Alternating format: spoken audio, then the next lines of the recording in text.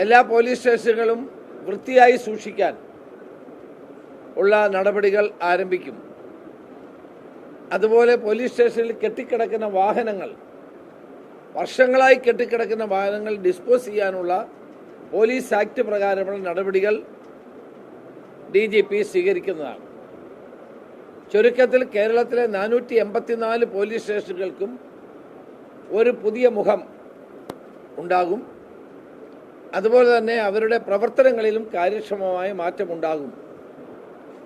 Police സ്റ്റേഷനിൽ വരുന്ന ഏതൊരു വ്യക്തിയെയും കുറ്റവാളിയായിട്ടല്ല കാണുന്നത്. അവർക്ക് ഒരു വ്യക്തി എന്ന നിലയിൽ അവർക്ക് പറയാനുള്ള കാര്യങ്ങൾ സമചിത്തതയോടെ കേൾക്കാനും അത് പരിഹരിക്കാനും പോലീസ് ഉദ്യോഗസ്ഥന്മാർക്ക് ഉത്തരവാദിത്തമുണ്ട്.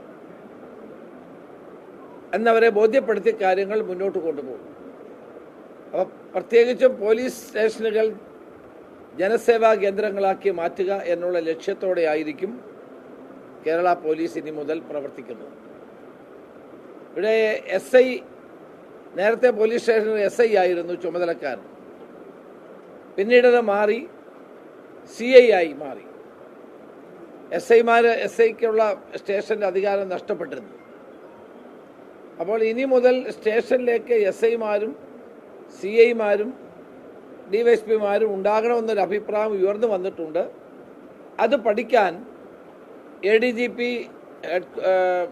ഹെഡ്ക്വാർട്ടേഴ്സ് ഉൾപ്പെടെയുള്ള അദ്ദേഹത്തിൻ്റെ നേതൃത്വത്തിൽ ഒരു 5-അംഗ ടീമിനെ ഇന്ന് DGP നിയോഗിച്ചിട്ടുണ്ട്.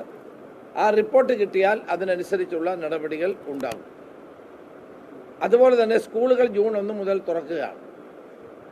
നമ്മുടെ സംസ്ഥാനത്ത് വളരെ വ്യാപകമായ തോതിലുള്ള മയക്കുമരുന്നിൻ്റെ പ്രചരണം ശക്തമാവുകയാണ്.